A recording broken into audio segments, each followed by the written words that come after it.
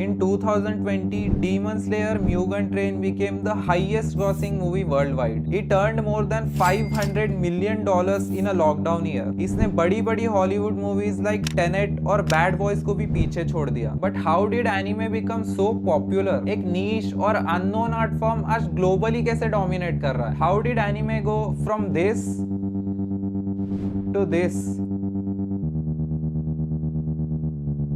समझते हैं इस वीडियो में the history and evolution of anime. Whether we like it or not, anime and animation is becoming more and more mainstream with each passing day. Are you kidding? Do you guys watch anime too? Like, how cool is anime? From Astro Boy to modern blockbusters such as Demon Slayer, this is how anime changed the world. Anime. Anime. Anime. Anime. Anime.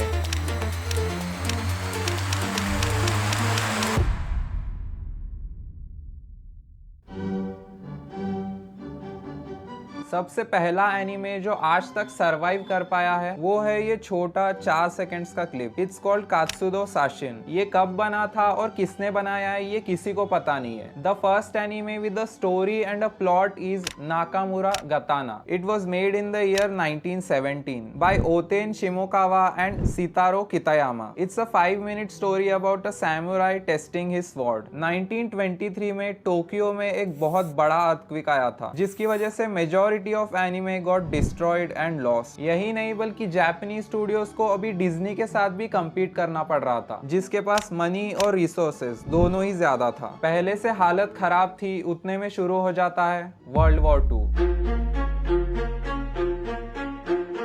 और world war 2 के साथ ही शुरू हो जाता है Japanese government का censorship और propaganda. ऐसी मूवीज को एनकरेज किया जा रहा था जो नेशनलिस्टिक हो और जिसमें जापानीज गवर्नमेंट और आर्मी को पॉजिटिवली दिखाया गया हो. और जिस मूवी में जापानीज सोसाइटी को क्रिटिसाइज किया है उस मूवी को हेवी सेंसरशिप का सामना करना पड़ रहा था. It was a bad era for anime and a bad time in general. Kenzo Masaoka's Kumo to Tulip is considered a stand out film in the war time era. World war 2 खत्म हो चुका था और Japan और USA allies बन चुके थे जिसका नतीजा कुछ ऐसा था कि जापान के अंदर अमेरिकन इन्फ्लुएंस बढ़ चुका था इंक्लूडिंग एनिमे. नए नए एनिमे स्टूडियोज एमर्ज हो रहे थे और 1948 में हिरोशी ताकाहाता ने एक एनिमे स्टूडियो खरीदा which is none other than the legendary Toei animation. अगर आपको टोए एनिमेशन के बारे में पता नहीं है तो here is a list of anime produced by Toei animation. The first coloured anime was released in 1958 called the tale of the white serpent. It was a co-production between Toei animation and Mushi production. इसके बाद anime का एक ऐसा दौर शुरू हुआ which is known as the progressive anime movement. इस movement के तहत आर्टिस्ट को फ्रीडम थी कि वो थोड़ा एक्सपेरिमेंटेशन कर सके और इसी एक्सपेरिमेंटेशन का नतीजा है कि Toei animation started using the concept of money shot. सभी सीन्स को सेम बजट लगाने की बजाय कॉस्ट कटिंग करके जो इंपॉर्टेंट सीन्स है उनको ज्यादा बजट लगाया जाता था और ये प्रैक्टिस आज तक कंटिन्यू हो रही है. अब तक हमने जो भी एनिमे की बात की है वो सारे जापान में ही चलते थे. They were not resonating outside of Japan. Meanwhile Disney was dominating globally. It all changed in the year 1963 with the release of a shonen anime called Astro Boy. Astro Boy Japan के साथ साथ एक global hit बन चुका था specially in USA. लोग पूरा हफ्ता वेट करते थे नए एपिसोड के आने का और एस्ट्रो बॉय में हमको मॉडर्न एनिमे एस्थेटिक का ओरिजिन देखने मिलता है. Big eyes, expressive face, fluid 2D animation etcetera. Astro boy के जो मांगाका है ओसामू तेजुका उनको फादर ऑफ मांगा कहा जाता है. 1970s में जापानीज स्टॉक मार्केट क्रैश हो गया था जिसकी वजह से कई स्टूडियो स्ट्रगल कर रहे थे and in fact Mushi production went bankrupt. और बैंकरप्सी के बाद मूशी प्रोडक्शन के जो एम्प्लॉइज थे उन्होंने एक नया स्टूडियो शुरू किया named Madhouse. And Madhouse is responsible for some of the greatest anime of all time. 1977 में स्टार वॉर्स मूवी रिलीज हुई थी and it was a massive success. Star Wars, which just now broke the United States box office record. Star Wars का असर anime के ऊपर भी पड़ रहा था. A new genre called mecha was getting popular with shows like Mazinger Z, Space Battleship Yamato, and of course the biggest and the most influential mecha anime Mobile Suit Gundam. Gundam franchise आज भी चल रही है very successfully.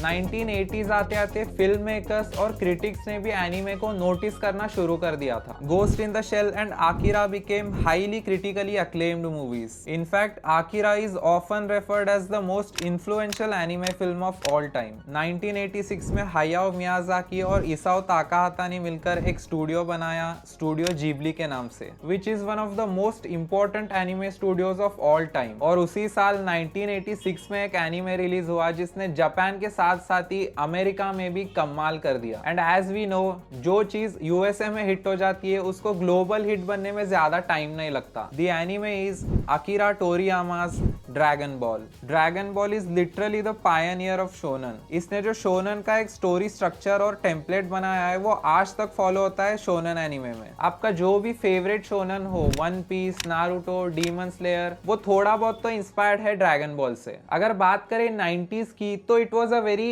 Experimental and a dynamic decade for anime. On one hand you have niche and cult classic shows like neon genesis Evangelion and cowboy Bebop. On the other hand, you have mega popular mainstream shows like Pokemon and Digimon. And also on 20th October 1999, the first episode of One Piece was aired on TV, which is one of the longest anime series and it's still going strong.